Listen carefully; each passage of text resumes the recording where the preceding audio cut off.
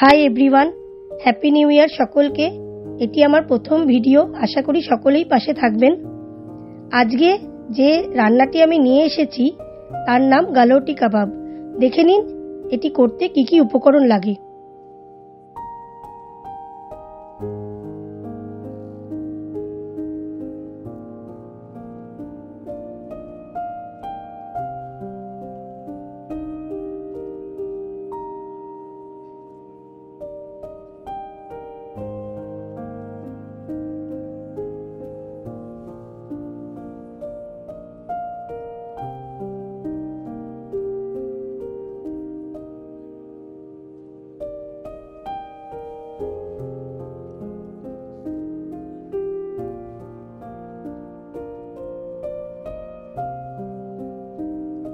দেখুন এখানে 600 গ্রাম হাড় ছাড়া পাঁঠার মাংসকে ভালো করে মিক্সিতে পেস্ট করে নিয়েছি। তার মধ্যে দিয়েছি আদা রসুনের পেস্ট। এবার দিয়ে দিলাম আগে থেকে নিয়ে রাখা পেঁপেটির পেস্ট, যেটি গালোটি কাবাব করতে একান্ত প্রয়োজনীয়। এরপর এর মধ্যে দিলাম 2 চামচ কাজু বাদামের পেস্ট। এর মধ্যে দিচ্ছি 2টি পেঁয়াজকে বেরেস্তা বানিয়ে পেস্ট করে। এখন যে মশলাটি দিচ্ছি সেগুলি হলো আগে যে উপকরণগুলো দেখেছেন সেগুলো একসঙ্গে করে কড়াইতে নেড়ে নিয়ে সেটাকে একটু ঠান্ডা করে গ্রাইন্ডারে গুঁড়ো করে নিয়েছি। এরপর একসঙ্গে দিলাম কেওড়ার জল ও গোলাপ জল।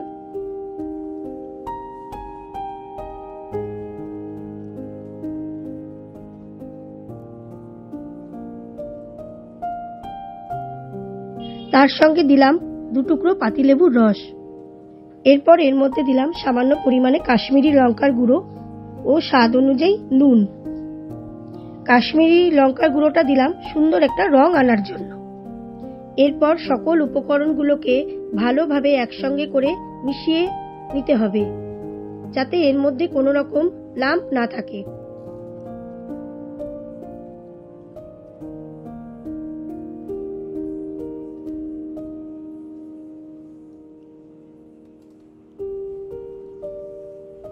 এরপর কেশর দিয়ে আবারও ভালোভাবে মিক্স করে নিলাম।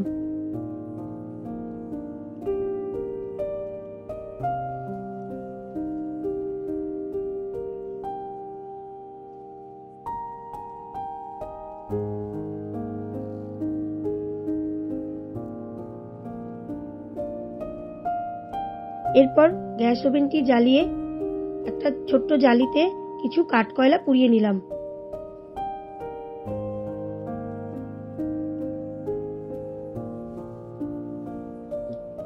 এবার আগে থেকে তৈরি করে রাখা প্রসেস মাংসটির মধ্যে একটি ছোট্ট বাটি বসিয়ে তার মধ্যে কাঠকয়লা দেওয়া হলো ও একটি লবঙ্গ ঘি দিলাম, যাতে সুন্দর একটা স্মোকি গন্ধ বেরোয়। এবার এটাকে ঢাকনা দিয়ে কিছুক্ষণ 20 মিনিটের জন্য রেস্টে রেখে দিলাম, যাতে স্মেলটা বেরিয়ে না যায়। একটা ঢাকনা খোলার পরে একটা স্মোকি গন্ধ যাতে আমরা পাই।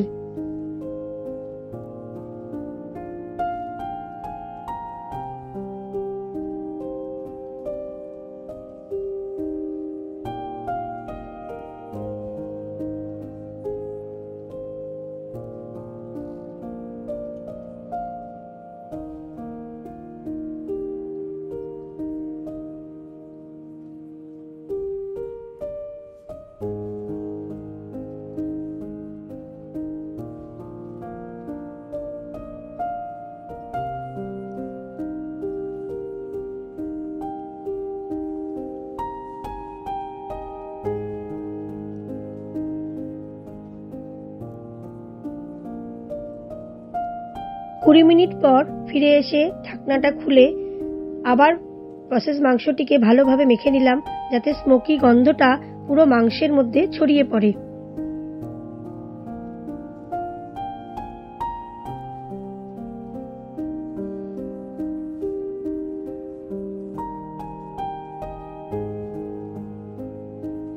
এবার উপর থেকে 2 চামচ ঘি ছড়িয়ে ভালোভাবে মাংসটি আবারও মেখে নিলাম।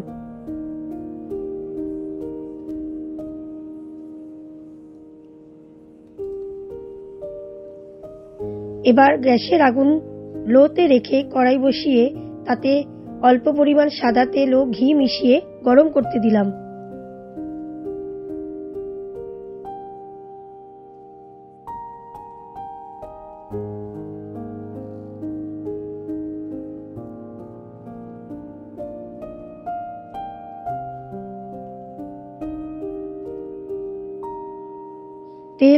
গরম হয়ে যাওয়ার পর কড়াইতে কাবাবগুলো ছেড়ে দিয়ে পাশে একটি বাটিতে হাত ডুবিয়ে নিলাম। এটি মনে রাখবেন, যেহেতু মাংসের মধ্যে অনেক ফ্যাট থাকে তাই হাতে লেগে যেতে পারে, তাই জন্য পাশের একটি বাটিতে ঠান্ডা বা নর্মাল জল রাখলে হাতটা বারবার ডুবিয়ে নিলে হাত থেকে এটি সহজেই ছেড়ে যাবে, ফলে কোনো অসুবিধা হবে না ভাজতে। এটি লো ফ্লেমে শ্যালো ফ্রাই করতে হবে এবং ভাজার সময় মনে রাখবেন এটি খুব সাবধানে উল্টাতে হবে, যেহেতু এটার মধ্যে কোনো ভারী কোনো মিডিয়াম নেই তাই সহজে ছেড়ে যেতে পারে। তাই আস্তে আস্তে ধীরে ধীরে খুব সাবধানতা অবলম্বন করে উল্টাতে হবে যাতে ভেঙে না যায়।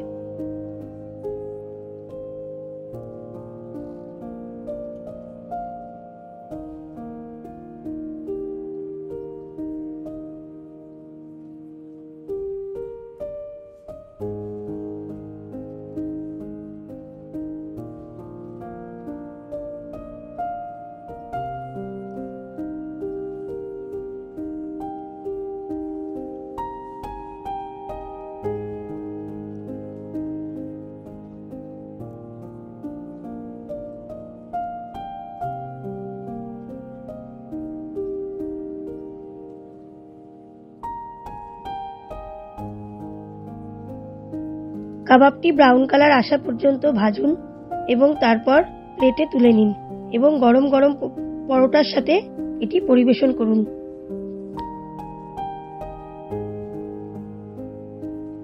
বন্ধুরা, রান্নাটি কেমন হলো আমাকে কমেন্টের মাধ্যমে অবশ্যই জানাবেন। বন্ধুরা, সঙ্গে থাকার জন্য অসংখ্য ধন্যবাদ।